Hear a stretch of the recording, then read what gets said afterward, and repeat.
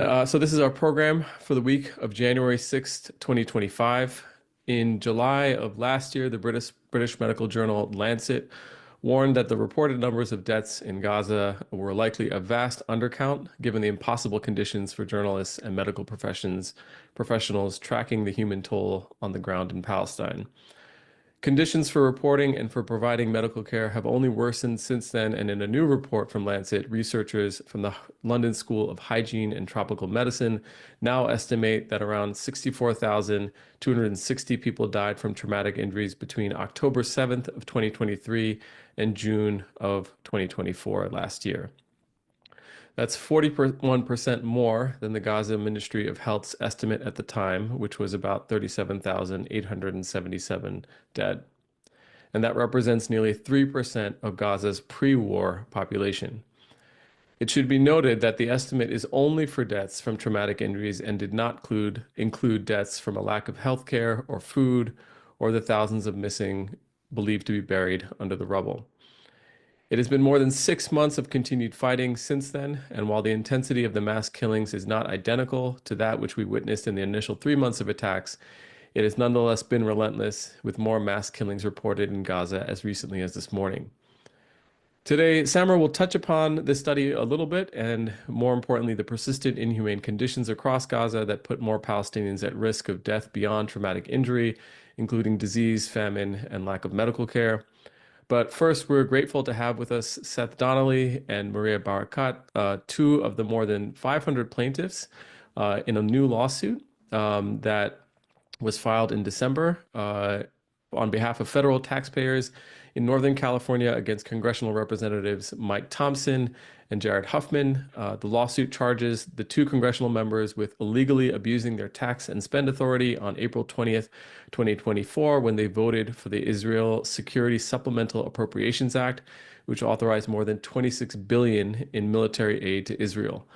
Specifically, the defendants in this case are arguing that this authorization of taxpayer monies supported by Thompson and Huffman violated the U.S. Constitution, the Genocide Convention, and other U.S. laws, including the Leahy Law, which we've talked about more than once on this program, as a prohibition on aid to foreign military forces that have committed gross human rights violations, as Israel's military has undoubtedly done in its perpetrated genocide in Gaza. Maria and Seth, as we know, you're not only plaintiffs in this case, but also very active in progressive work in the Bay Area and will be familiar faces to many here who are joining us today. Maria works on racial equity in her role at Greenlining Institute, and Seth is a longtime organizer and a key part of Haiti Action Committee. Maria and Seth, welcome to Friday PSAs. Good to have you. See you, Thomas. Good to be here. Thanks so much. Maria, I want to start with you. There's a really powerful article in Truth Out that does a deep dive on this case, and in which you are interviewed, and you mentioned in that interview that as a Palestinian and a person of conscience, that Representative Thompson's actions have forced you to be complicit in the genocide of your own people. Tell us why you and many others joined this lawsuit and what you're hoping to accomplish with it. Thank you so much for having us, Thomas. Yeah, so I am Lebanese and Palestinian American. I have been a core member of Sonoma County for Palestine and the Center for People Power in Sonoma County all this year. We've come together through one of the most horrific experiences of all of our lives. This year has changed many of us, and if it hasn't, it should. Seth and I have been working together for this whole year, and we have come together to build Taxpayers Against Genocide, this group in the North Bay that is suing our congressional representatives. For me, it's Mike Thompson. Mike Thompson is a North Bay district representative who has voted for $26 billion more in Israeli military assistance from the US. I've watched as my family fears for their lives and safety all year. I have watched pieces of children watch this live stream genocide for 16 months, and we've held protests. We've made calls. Some of our members of TAG even call our representatives Thompson and Huffman every day We've begged them to do something, and they haven't. And what they've done is actually vote for more money, even with the full knowledge that a genocide is happening, because it's been established by international law, and international human rights bodies. So, why I joined is because I'm desperate to make this stop. I'm desperate to do anything to make this stop. And this is a sound legal case that we've brought. Our tax dollars cannot be used for complicity in genocide, and that's plain and simple. And so we hope that that folks can hear this and start to take power back in their own hands too, like we're trying to do, and build community power, and say no, we can't do this anymore. I mean, it's been too long, and it's too little, too late. Thanks so much, Maria. Seth, you're the named plaintiff here. How did this effort come about, and what can you tell us about, Maria's mentioned a little bit about one of our congressional members here, but what these defendants represent, and how their actions are violating the U.S. Constitution and the federal laws that are named in this suit. Absolutely. So, as Maria was mentioning, there's been a lot, just like throughout all over the country, but in the north, in the counties to the north of the Bay Area, there's been a lot of solidarity organizing. And a lot of us, like everywhere else, tried to get city councils to pass ceasefire resolutions. In a few cases, that was successful. We went to the street protests. We were happy. We were honored to march in the big protests in San Francisco and Oakland many, many times, inspired by the incredible work of AROC. But what we found is that our representatives, despite our endless appeals to them, and I've taught high school for most of the last 25 years, and my students last January at Rancho Cotati High School in Rohnert Park met face to face with Mike Thompson in January, right after the ICJ issued its ruling that there was a plausible case of genocide. And they said, please don't use our families, our parents' tax dollars to fund this, And 4 months later, he voted to re-up 26.38 billion more, along with many other reps. And so we started to say we need to protest this. So he organized a protest outside of this opulent winery that he does his annual summer fundraiser. And in the course of organizing with his constituents across different county lines, we started to create this umbrella organization. And Jared Huffman is represented by neighboring communities and counties. So we connected with them. We said, well, it's not enough just to keep picketing them. We need to take them to court. And our eyes are wide open about the court system, of course. But we were inspired by the CCR case in November 2023, that the Center for Constitutional Rights and the Palestinian families as plaintiffs when they sued Biden. Of course, we were disappointed when the court turned that down and said that the court doesn't make foreign policy. But where we saw this as a different angle is we're going, this is our tax dollars. We are the source. We are bankrolling this genocide. We are forced to be complicit. And so we started doing legal research, and we were fortunate to connect with the progressive attorney Dean Royer in the Bay Area.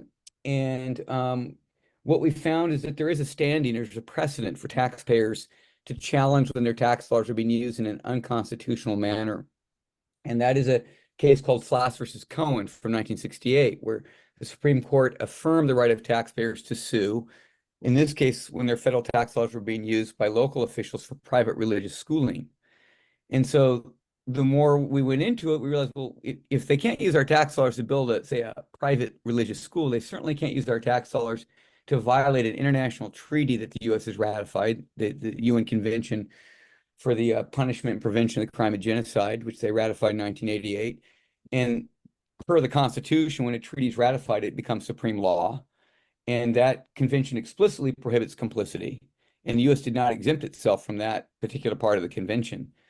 So our position became, you can't do this. This is illegal to use our tax dollars to carry out genocide. And there's other, aspects of the case, but the complaint is really, really solid. And what's particularly intense right now is that the word spread across the country, and we've been inundated by hundreds of requests to replicate this in different, all over. Maria and I just got off a program in Michigan, and what we're looking at is taking the template of the lawsuit and being able to share that and file these elsewhere. And it's also expanding in the Bay Area as we're continuing to work with organizations we respect very much, like AROC. And so we can see this thing expanding, and it's just the beginning. That's exciting news, Seth. And Maria, I want to come back to, you mentioned I asked you about, why you joined, but obviously you've been working with a whole host of folks who end up joining this suit. I'm wondering if you can talk a little bit more. There's some powerful testimony within the complaint itself about the injuries that folks are claiming here, that are a consequence of their elected representatives diverting from the will of the people. If you can talk a little bit more about what kind of harms that you have articulated in this, which may be something that folks who join this program may know quite readily, but have not put into the kind of framing of this allegation. Yeah, that's an important part of this. We're tax-paying members of 10 counties in the North Bay right now, so far, and we have almost 800 members now, over 800 members to the class action suit.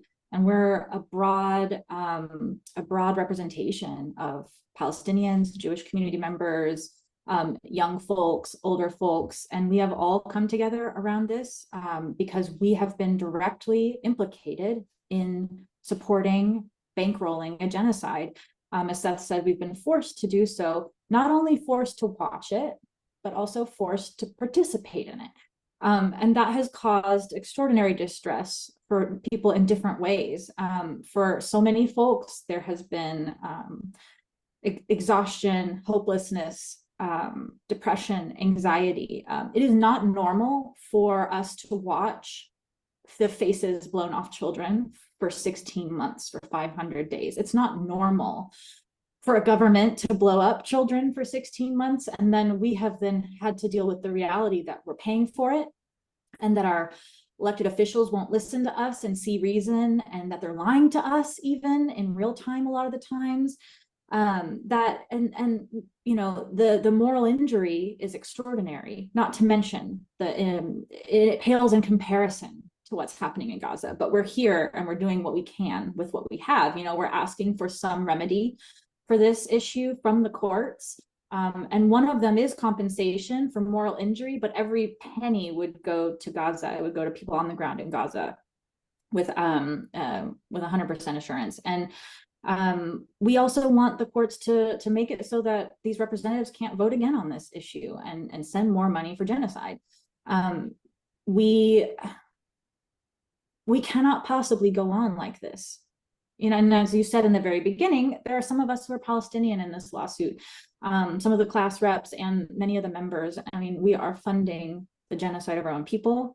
We are funding the absolute annihilation of the potential for life in that region, because the bombs and the white phosphorus have destroyed water sources and land, poisoned the earth, and made it so that it will be impossible for Palestinians to thrive in that land. And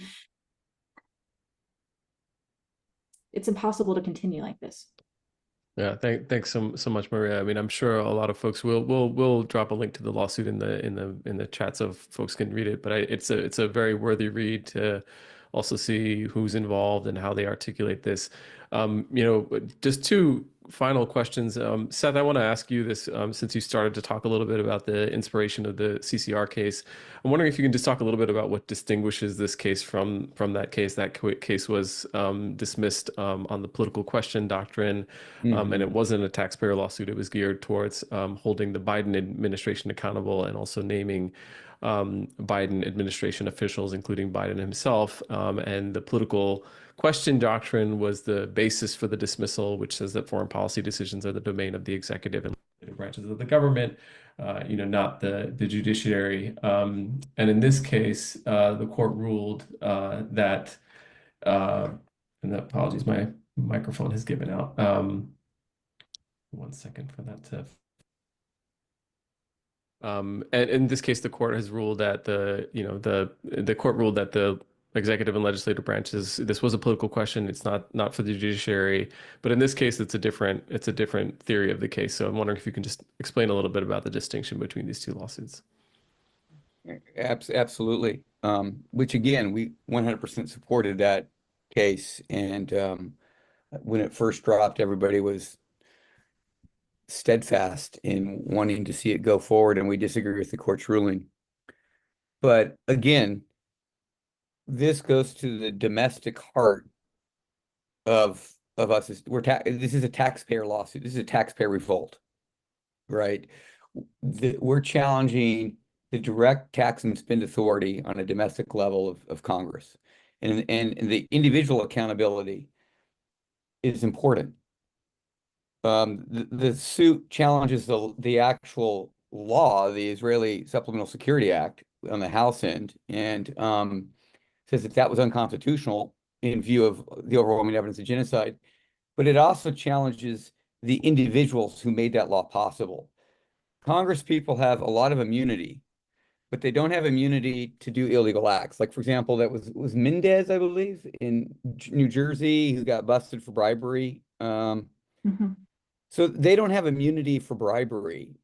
And what we're arguing in this case is they likewise don't have immunity to use their tax and spend authority to use our tax laws to create a crime against humanity. That there's no immunity there. They couldn't vote to reinstate slavery and say, "Oh, we're immune." We're going to sue them individually. We're going to take them on. They're individually accountable for the banality of evil, as Hannah Arendt would say. Right? Individually accountable. So that's a different angle in that this is a broad swath. As Mira mentioned, we now have over 800 members of the class, and as it expands, it's going to keep growing. And on that level, there's that domestic focus, and here and across the country. Yeah, thanks for that clarification, Seth. And with that, I think it's a good segue to closing out. And just, there are obviously still folks who are not part of the lawsuit. So Seth and Maria, what can they do to support what you're doing or be a part of it? I think, as I mentioned to Maria before we started, that it sounds like you all are still encouraging other taxpayers and other counties to sign on. Can you tell us a little bit about that, and also if there are court dates that are scheduled and what kind of support folks can engage in as this lawsuit timeline progresses? There's a few things that folks can do to learn more and get involved. And see, this lawsuit is growing currently, like you just said, and it's expanding, and it's applicable not just to California, but across the country. And we're going to be hosting a webinar, sort of a how-to and how we did it, coming up on the 25th at, I think, 10 a.m., 10:15. And we also have a link tree, Taxpayers Against Genocide link tree, and please reach out to us at our email as well for more information. We have class action against genocide at proton.me. And just to add real quick, like we can, is this a weekly, this is a weekly program, is that right? It is, yeah. That's Yeah, right. so I think by next week, we'll have an updated, the initial version of the lawsuit was filed on December 19th in the Federal District Court of Northern California. And then lawsuits are they can always be amended. And so we're in the process now. This will be publicly more formally unveiled through a press conference, et cetera, but we're in the process of expanding. So we'll have a link for listeners and viewers and comrades to join the lawsuit from the Greater Bay Area. So stay tuned for that. And in the meantime, as Maria said, please email us at classactionagainstgenocide@proton.me. And what we're trying to do is get the entire Bay Area all the way up to Oregon organized. Thanks so much. It'll be, Go ahead, Maria. sorry. With the webinar coming up on the 25th, we'll have access to the live stream on YouTube, our YouTube channel as well. Excellent. Thanks again to both of you for all your work on this and for sharing with everyone joining today's PSA about the importance of the suit. We'll be keeping an eye on it, and it's a weekly program, so we'll try to provide updates as necessary, and perhaps you and other plaintiffs will join us again if there are significant developments in the near future. But again, thank you both. Thank you, Thomas. Thank you so much. Samer, encouraging to see so many different tactics being employed throughout the solidarity movement. It feels like this has been the theme throughout the course of the last year. Clearly, Seth and Maria and others involved here have a very sober understanding of the challenges of the legal intervention, but it's still deeply meaningful and offers some real potential for others to get involved across the state and the country. Again, using all the levers possible to hold elected officials accountable to their will as it should be. Um, I hand it over to you to get us updated on what's going on the ground in Gaza and other updates from this week. Thanks, Thomas. And yeah, agree. Like in spite of the incessant, unending horror, like the thing that keeps me going is just people's ability to continuously and creatively and really thoughtfully come up with new and important and meaningful ways to push back against this genocide. So amazing the ways that we're all in this together. So thank you all. It's really exciting to hear about all of that and really keen to hear about the updates coming next week. Um, so jumping right in, there is a lot to cover this week. The official death And I just toll. want to note that we don't have your feed yet. Your Oh, slides are not live. oh, sorry. Here, let me.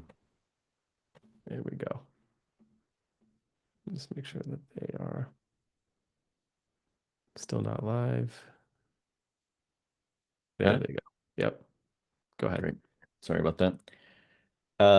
So yeah, the official death toll is up another 300 just over this past week, and that's through a series of really horrific bombings and attacks, particularly in northern Gaza, where uh, 22 people were killed, the majority of them specifically in northern Gaza, in this like kill zone that's part of this general's plan thing that we've been talking about, which has now reached almost 100 days since the start of the encirclement of Jabalia and some of the other areas in northern Gaza. We've talked about this a lot on the PSAs and the plan to sort of starve out the civilian population up there, and the attacks there continue to be happening, as well as, of course, bombings and incursions in the south in safety corridors and humanitarian zones. Um, so that big piece of the death toll is like part of the growing number that, and Thomas touched on this at the outset, this idea that the undercount that the Lancet found showing that the real death toll is likely at least 40% higher, significantly more than that. And Thomas covered this well, so I don't want to spend much time on it, but I do want to note a couple of things that I think are important here. One is that this estimate only goes through June of last year, through June 30th, 2024. And that's mostly covering a period when the Gaza Health Ministry was still largely functional, like before they were able to really dismantle the population bureau that was operating out of some of the major hospitals, that really degraded the ability of the Gaza Health Ministry to count the accurate number of deaths. So it's very likely, I would say, that the undercount that the Lancet found significantly worsens in the period from June to now. So we're probably looking at a much higher percentage undercount at this point. And again, um, it's specifically only like traumatic injuries. So we're not counting the tens of thousands trapped under the rubble. We're not counting the people who have starved to death, and now the many people who have frozen to death, and who have died from hypothermia in the last few months in particular. And the last thing that I want to note about this number is just that despite the fact that every reputable source that has looked at the Gaza Health Ministry has found it to be accurate, but also conservative, like a considerably smaller number than the real number of deaths. If folks remember, this is the same statistic that the House and Senate, in voting through the new National Defense Authorization Bill last year, has now explicitly prohibited the Pentagon from using the Gaza Health Ministry numbers or the numbers of any organization or agency that uses the Gaza Health Ministry numbers. So there's this sort of continued campaign to discredit these numbers, despite the fact that they're very clearly undercounts, not overcounts. And so in the context of all of that, I did mention quickly that with winter and with the increased blocking of fuel supplies, uh, hospitals are basically not functioning anywhere, and the ability for folks to like heat whatever shelters that they're in has plummeted drastically. So, there are no operating hospitals in northern Gaza now, and in southern Gaza, they're now limited to extremely short periods of electricity. One of the major hospitals is only operating a single generator for 3 hours per day.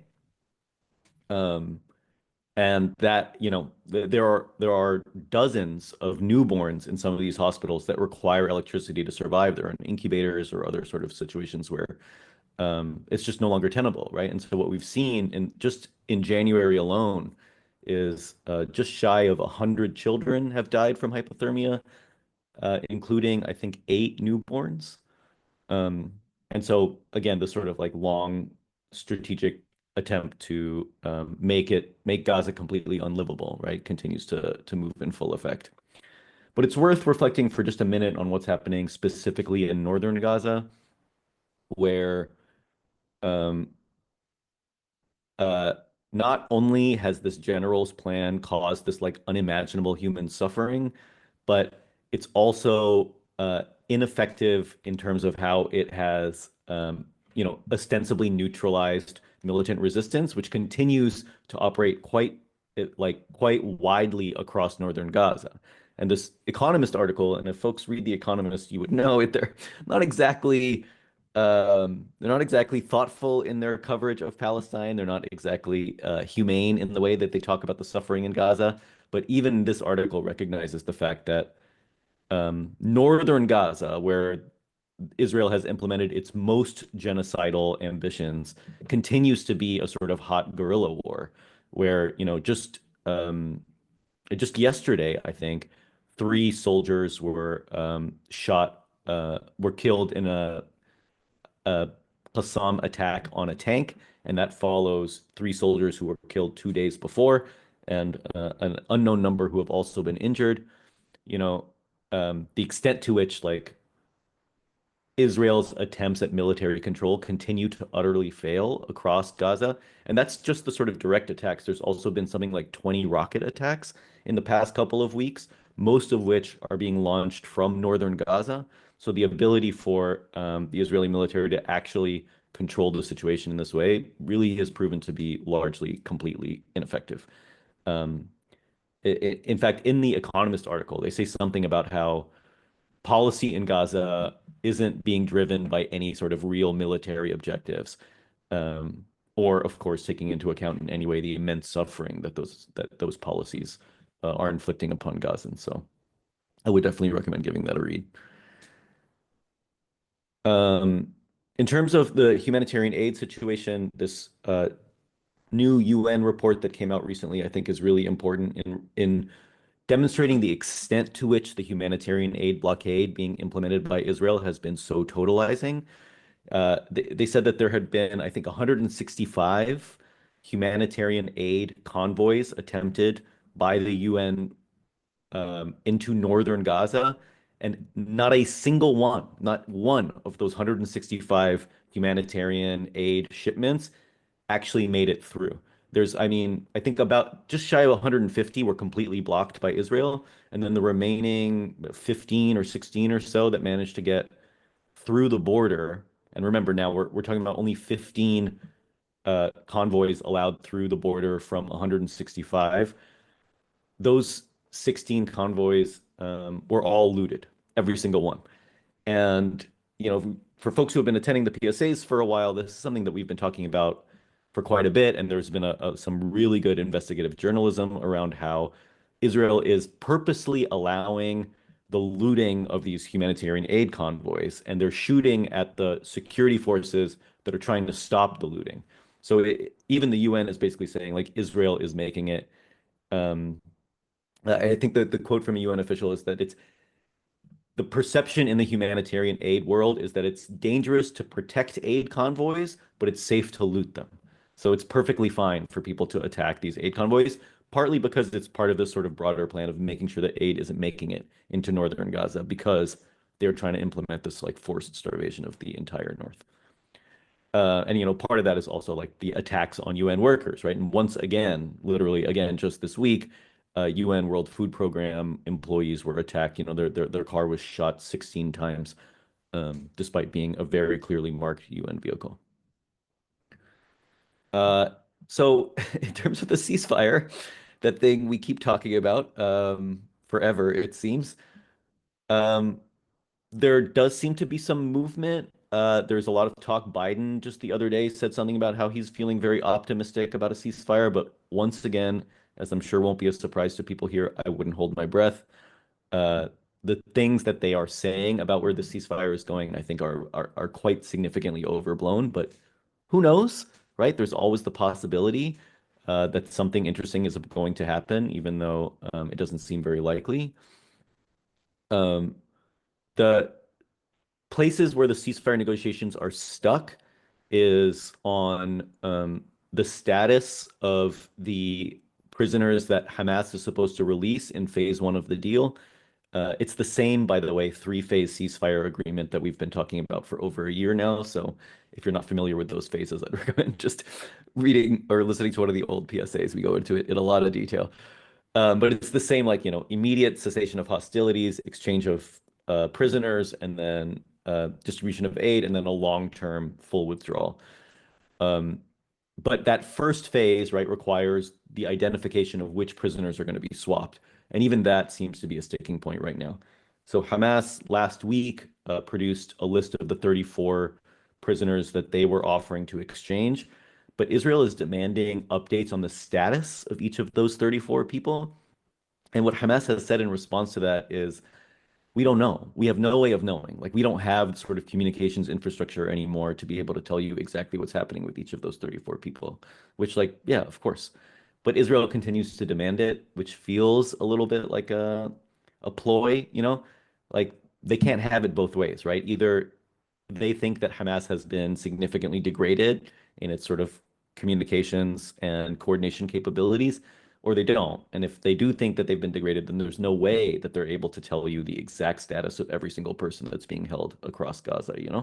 So it sounds a little bit like an attempt to just sort of stop the ceasefire negotiations in their tracks. So there's that. The other thing is the extent of the pullback, right? Like, phase one of the ceasefire is supposed to be that the Israeli forces pull back from population centers in Gaza, and Israel is refusing to sort of specify exactly what the borders of those population centers would be. So it's likely that they don't really want to leave northern Gaza.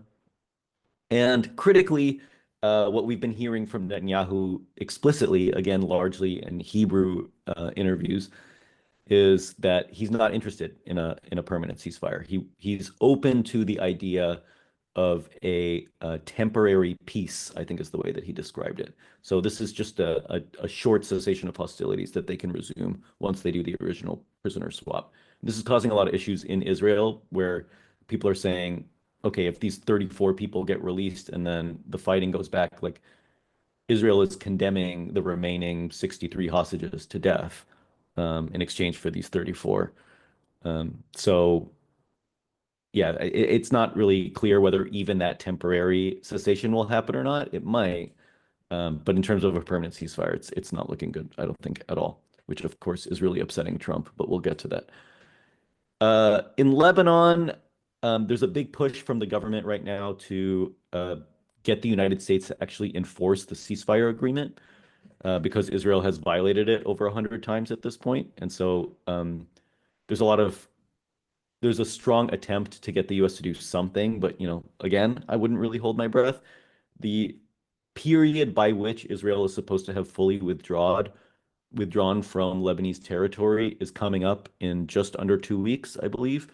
So this is the moment, right? Like, we're going to know whether there's going to be any consequences to that or not. But all indications appear to be that Israel is going to keep its troops in Lebanon well past the agreed upon point, and what that means for what happens to the ceasefire, whether it collapses at all or just remains in some sort of zombie state, we'll find out very soon. But it's not looking great.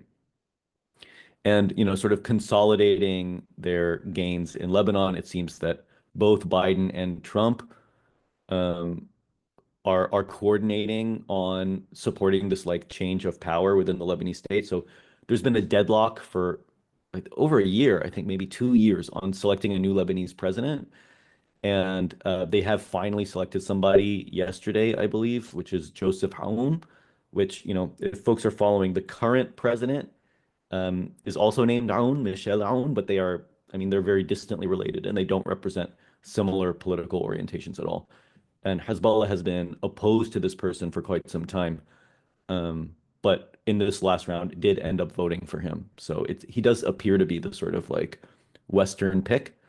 What that means in terms of like material change in policy is a little bit unclear. The Lebanese president doesn't even have that much power. But the West obviously does see it as a win. There was a really interesting moment in the voting yesterday, apropos of nothing, where each representative in parliament cast their vote, and one person voted for Bernie Sanders as the president of Lebanon. I don't know why, but there is a video of it on Instagram that is great if you need something that's a little bit happier. In terms of what's happening in Syria, some really shocking news, sort of, coming from the Times of Israel and now reported in a couple of other outlets as well, actually, that Israel appears to be trying to put together an international summit that would divide Syria into a series of ethnic cantons, basically separating out the Kurdish population from the Alawites, from the Shia to the Sunni, to make sure that like everybody is in their own little mini state. For folks who attended the PSA on Syria, and remember what the French colonial map of Syria looked like, it is very similar to that. This has been a long-running goal of Israel, right, to separate out the entire Middle East, right, into a series of ethnic enclaves that serves not only to weaken the states around it, but also to sort of legitimize the concept of like, oh yeah, well, like over there is the Alawite state, and so here we are the Jewish state. And so this idea of like ethno-states, to be a thing that is acceptable or somehow a reasonable way for a 21st century state to constitute itself. The article is fascinating, particularly because they talk about how Israel is doing this behind the scenes and trying really hard to make it seem like this summit is not, in fact, coordinated by Israel, even though it is, because they know that if Syrians find out that it's coordinated by Israel, then there's no way that they would accept it, which, like, yeah, obviously. Meanwhile, the areas of Syria that Israel has occupied around the Golan Heights is looking like they're making that a sort of permanent land grab, and it does appear to be that way for the Syrians who are living in that area. So that's in addition to this like new influx of settlers into the parts of the Golan Heights that Israel has been occupying for half a century now. So all of that is just this really clear indication that Israel is doing its best to, enact its colonial ambitions on top of Syria as well. And in the context of that, so is everybody else, right? The U.S. is really stepping up its military involvement in Syria right now. There's a new round of airstrikes and other offensives against a resurgent ISIS that's operating in sort of the middle of the country in the vacuum of a centralized state, particularly, again, because Israel destroyed all of the security infrastructure of the Syrian state after the Assad regime fell. And, it's worth noting here just for a moment that U.S. airstrikes on ISIS started, I think, in 2014. So we are now in our 11th year of the U.S. eliminating ISIS, and ISIS is still operating relatively freely in the middle of Syria. So like this idea that U.S. air power, or frankly U.S. military power generally, is capable of stopping anything, I think has really proven to be totally false. And it's, the presence of ISIS in Syria has obviously been a really useful tool for both the United States and Russia, and I don't know who else, to basically legitimize their military actions within the state, right? And we're seeing that now with the U.S. setting up new military bases across Syria. And the U.S. isn't the only one, right? This Wall Street Journal article, I think, has a really interesting story about like all the different Arab states and how they're trying to carve out their influence in Syria, and how the Saudi is competing with Turkey, and these like different ways of poor Syria, right, just being chopped up and used for the ambitions of all of these other states. There's also like a fascinating thing about the use of development aid to implement people's will in Syria, which is a thing that I used to work on before I moved to San Francisco, and we might do like a PE on that sometime in the future. But moving on from that, just to quickly talk about the looming Trump administration, now that the new Congress has been sworn in, we're only now, a week and change away from Trump taking office. And once again, he's used his line about all hell breaking loose in Gaza if there isn't a ceasefire agreement before the inauguration. Trump has been really, really keen on not having to deal with this. But, it's not looking like that's going to happen. So he's probably pretty upset about that.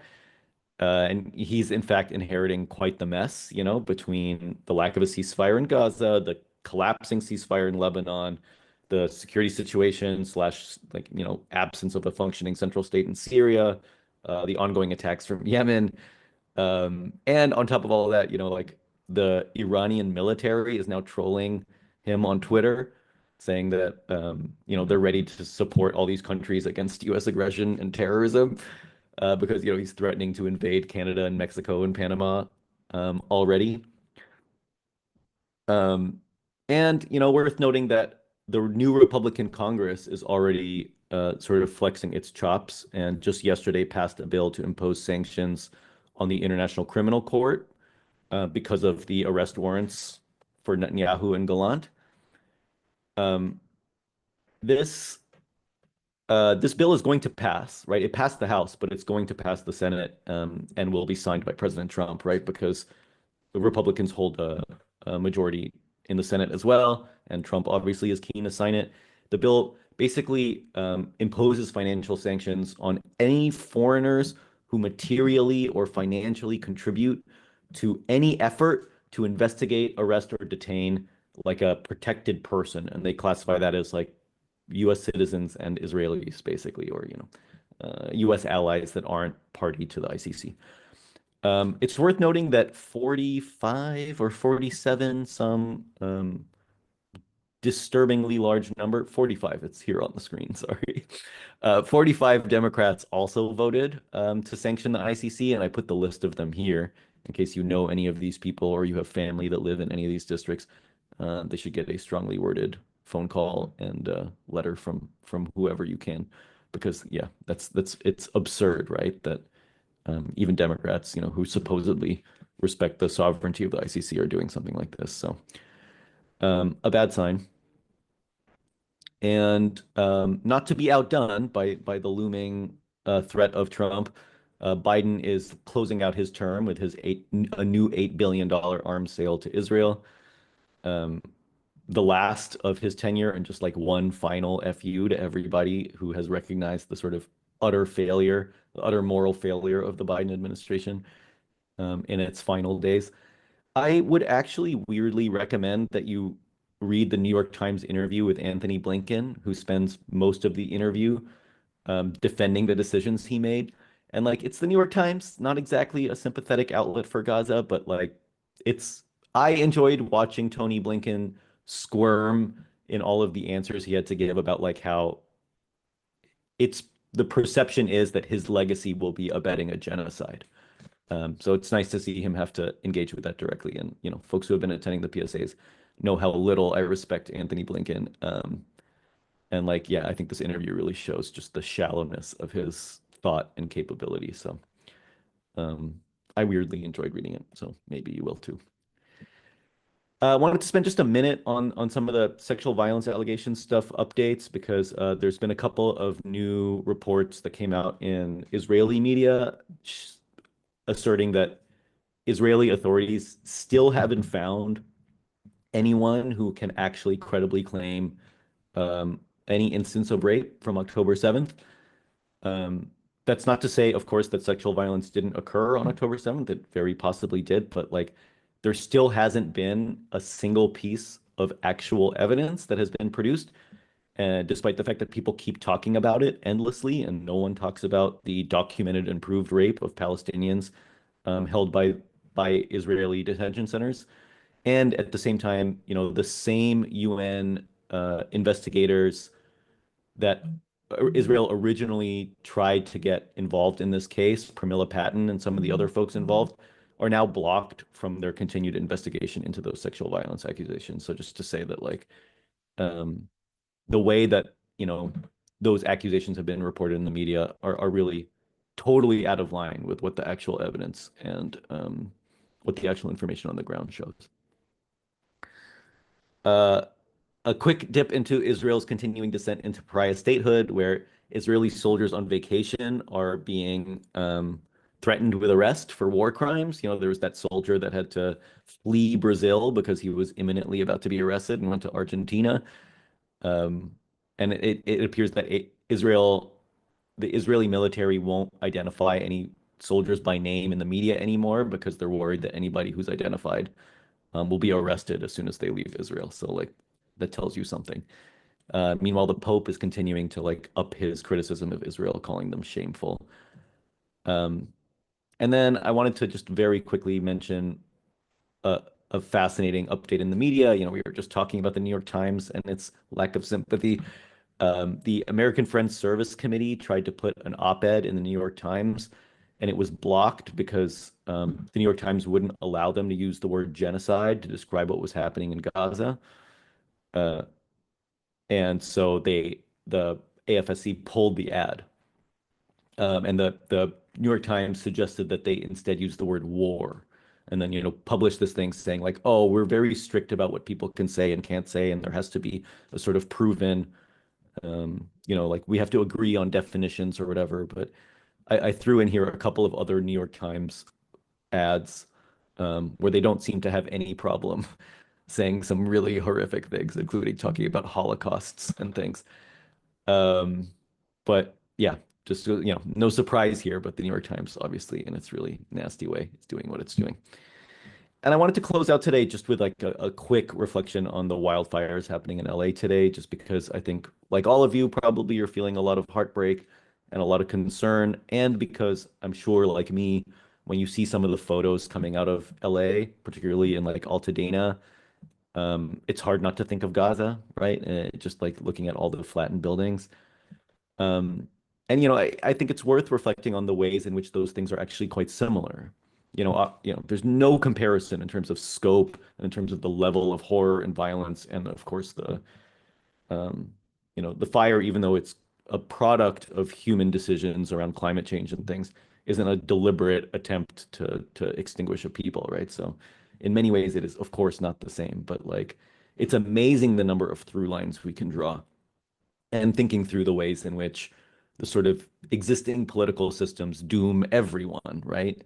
And a lot of people have been drawing attention, for example, to this like billionaire couple um, who control the Resnick family, who own Fiji water and palm and wonderful nuts. They're like pistachio farmers, but they control farmland, I think 4 or 5 times the size of San Francisco, and they control significantly more water resources than the entire county of Los Angeles. So like while we're dealing with this horrible drought and while people don't have like access to sufficient water to fight these fires, these two people are sitting on like billions of gallons of water that they go through every year. And not only that, but these billionaires are also heavy donors to the IDF, giving money to the like Friends of the IDF and to the Israeli naval SEALs to the tune of millions of dollars. And so like the extent to which California is burning and like being destroyed by this, partly due to the greed and rapacity of this family that is also using the money that they're getting from exploiting California to send bombs to Gaza. And so like, not that we need more through lines of how all of our struggles are connected, but just it goes to show, right, that like the systems we're in are very happy to destroy and exploit all of us. And that's another reason why the liberation of Palestine is so important, right? Because it opens up all these other doors too. I won't talk about the lawsuit because we already did. So I'll just sum up by saying there may be a temporary cessation of hostilities coming, or there may not. We'll know probably in the next week or two, but a permanent ceasefire does not seem to be in the cards for Gaza, at least not in the immediate future. The end of January feels like a really critical moment for the entire region as the Lebanon ceasefire expires. And the situation in Syria evolves, and with President Trump in office, like what all of that means. And then in the same vein, the sort of renewed Republican repression against us and our communities is about to kick off in the next few weeks. And it started, right, with this attack on the ICC.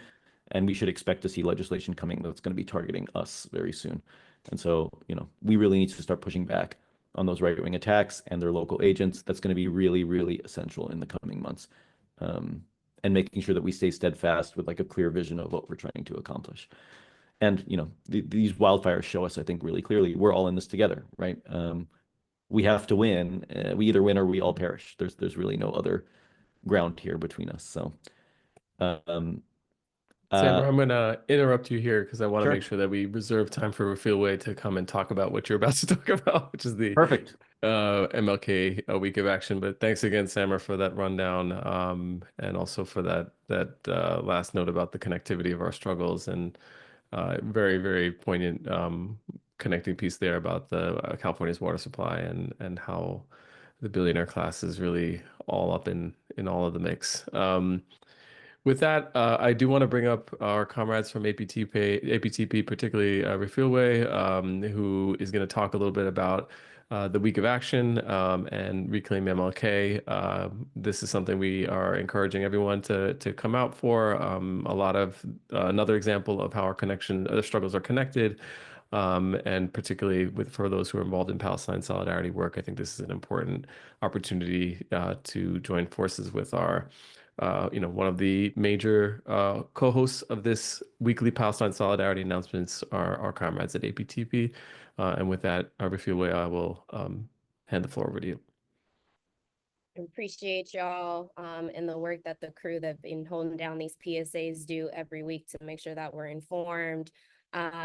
Also, cannot say enough about the California water supply and the billionaire class. Is one of the most radicalizing things to happen to me as a young person is to learn about Nestle stealing our water as an Oakland high schooler in our environmental science academy. But I want to talk to you all about our 11th annual Reclaim Martin Luther King Jr.'s Radical Legacy Week of Action in March. We say it's kicked off by the March, but we start a little bit earlier every year. It's darn near a 2-week action, 2 weeks of action. We kick off our week, and shout out to Annie, who's made sure y'all have the landing page. You can see the full community calendar that will continue to be updated. That's in the chat, but we're starting off our week Thursday next week with a fundraiser for APTP that so shortly may be open for folks to join. That one's a little bit more of an internal starter, but one that people are still invited to join us with. And so to make sure that we're able to continue the programs that we do for the year, feel free to join us at the BAM House on Thursday. That Friday, we're kicking off our first healing clinic of the year. So folks throughout 2024, bi-monthly, we're able to come to the People's House, 893 Willow Street, every first and third Friday from 3 to 7 for free acupuncture, massages, chiropractor. I'm forgetting the vast modalities, Reiki. We have foot soaks now. There's folks very learned in Chinese medicine doing herbal clinic as well. And so there's abundance of healing opportunities free to the community. You can come by on the 17th for that opportunity. Then our disability justice partners with Disability Justice League Bay Area, Disability Justice Culture Club, the Center of Independent Living, and I believe more partners are joining. Senior Disability Action and APTP are hosting our second annual Disability Justice is Beloved Community event. That'll be at the Ed Roberts campus. That's in Ashby, right across Ashby BART station. Ed Roberts campus from 1 to 4 that Saturday. On Sunday, we're having a screening, the film screening of the film with the documentary directors behind The Strike. The Strike is a documentary about the hunger strike that took place at Pelican Bay. It'll be a great opportunity to hear from some people who are directly involved in that effort.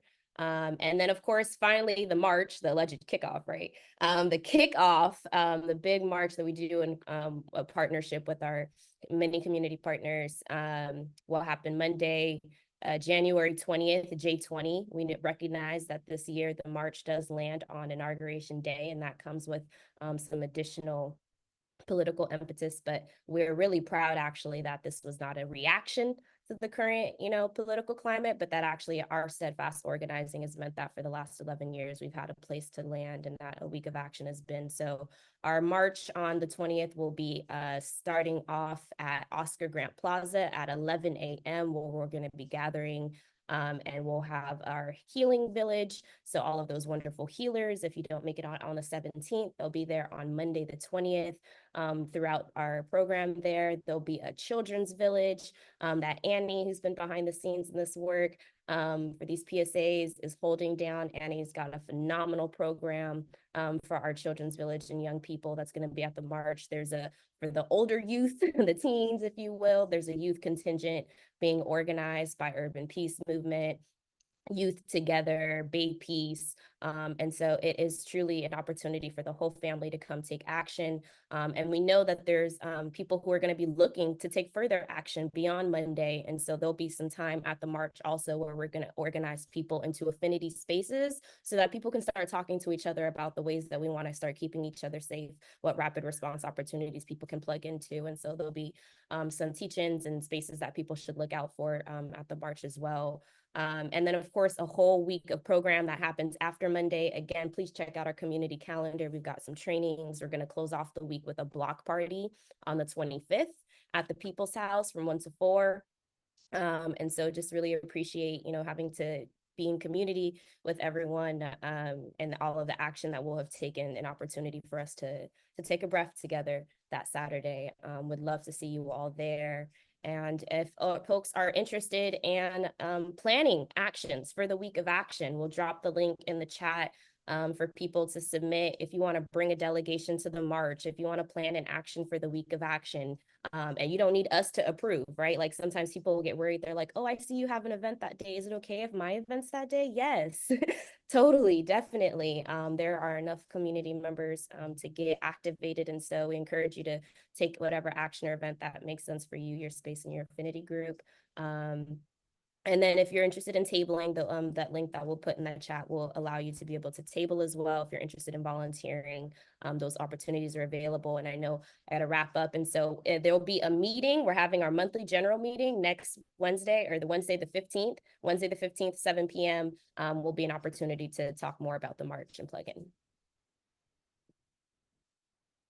Thank you so much for joining us and for that quick rundown. I'm gonna post, as we close out, I'm gonna keep this full schedule of events up from APTP's website. And again, thank you all for joining us. Thanks again to Seth and Maria for sharing all that information about the lawsuit. We'll keep you updated. Thanks again to Samar and of course to Annie on the back end.